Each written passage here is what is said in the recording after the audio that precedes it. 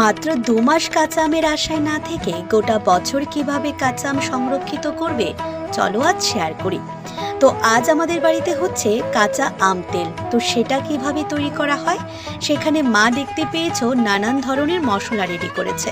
তারপর কাঁচা আমটাকে কেটে হলুদ আর নুন দিয়ে ভালো করে মেখে 4 থেকে 5 দিন রোদে শুকিয়ে নিল। তারপর আমের পরিমাণ অনুযায়ী সরিষার তেল কিছু গরম করে তারপর 2 রকমের সরিষা আর 2 রকমের গোটা জিরা নিয়ে সেগুলোকে শিলনোড়ায় বেটে নিতে হবে।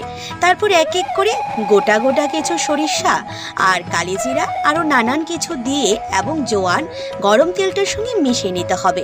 তারপর হলুদ, তারপর নুন, তারপর কাশ্মীরি গুঁড়া লঙ্কা এক এক করে সমস্ত কিছু এই গরম তেলটার সঙ্গে ভালোভাবে মিশিয়ে নিতে হবে। তারপর দেখবে এখান থেকে একটি ভালো সুগন্ধি বেরিয়ে আসছিল, আর তখনই তুমি বুঝে যাবে সেটা ওই আচারটাতে দেওয়ার জন্য কতটুকু উপযোগী।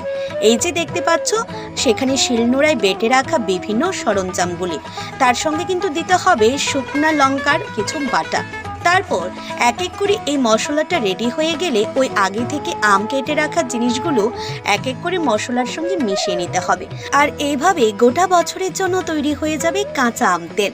তারপর সেটাকে সংরক্ষিত করতে হবে কাঁচের জারে, আর কাঁচের জারে রাখাটা কিন্তু সত্যি ম্যান্ডেটরি।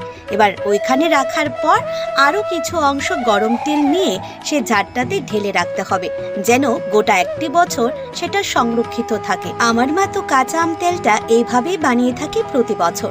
তোমাদের কাছে কেমন লাগলো জানাতে ভুলো না কিন্তু। আর যদি ভালো লেগে থাকে তুমিও তোমার বাড়িতে ট্রাই করে দেখো। আজকের মতো এইটুকু, টাটা।